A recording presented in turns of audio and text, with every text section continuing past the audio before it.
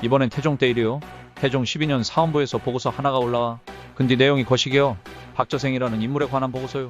박저생은 무관으로 태종 이방원이 왕자의 난을 벌일 때 나름 공을 세웠나비요.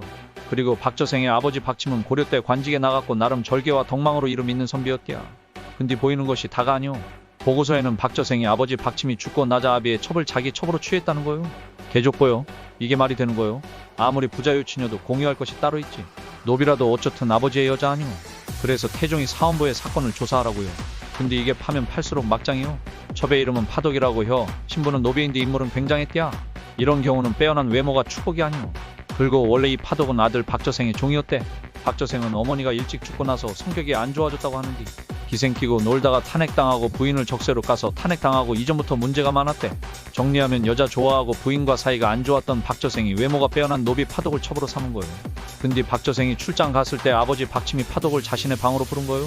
파독 입장에서는 마님이면서 시아버지가 되니까 부르면 가야지. 그래서 간 거예요. 근데 갔더니 큰 사단이 나버린 거예요. 노인네가 힘도 좋아.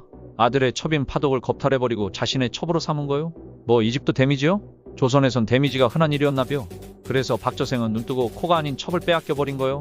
그것도 아버지에게. 그리고 아버지에게 한마디도 못했다고요. 그러면 상처가 안으로 곱는 건디 어제까지 내 여자였는디 오늘은 새엄마인 거요. 멘탈 터지는 거지. 그러다 아버지가 돌아가시자 다시 파독을 자신의 첩으로 들인 거요. 그냥 끝난 관계라 생각하면 될 것을 왜 끝까지 가려고 했는지 모르고서. 근데 이게 집안일이라서 쉬쉬했는디 게다가 아버지가 죽으면서 유언장을 안 쓰고 죽었디야. 이러면 안 되는 건디 파근의 씨앗이 뿌려진 거지. 그래서 박저생과 계모인 곽씨랑 재산 싸움이 난 거요. 부자간의 여자를 놓고 싸우다가 이제는 계모랑 본처 아들이 재산을 놓고 싸운 거요.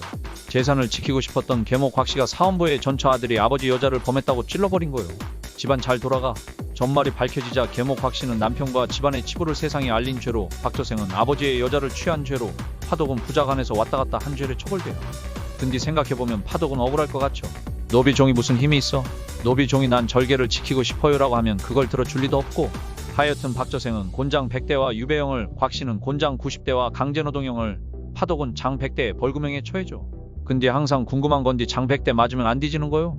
암만 생각해도 뒤질 것 같은디. 근데 박저생도 그렇게 생각했나벼. 쇼생크 탈출을 찍어버려. 감옥에서 탈출한 거요. 제주도 좋아. 신분을 바꾸고 밀양으로 도망가 박이라는 인물로 사는디 지 버릇게 못 준다고 거기 가서도 사고를 쳐. 재산 문제로 싸우다가 신분이 들통나서 다시 잡혀와. 사헌부에서는 박저생에게 극형을 주장했는디 태종이 울주로 유배를 보내는 것으로 정리해. 박저생은 유배 가서 조용히 있으면 되는디 이 양반도 성격이 통제가 안 되는 가벼. 다시 탈주요. 대단요.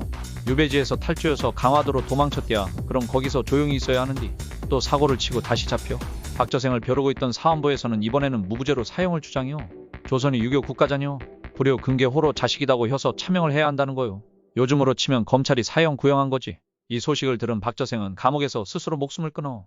근게 제대로 된 부모 만나는 게 중요해요. 돈도 돈이지만 부모 같지 않은 부모 만나면 인생 꼬이는 거요. 그럼 다음 이야기로 또 봐. 그리고 구독, 좋아요 부탁해요.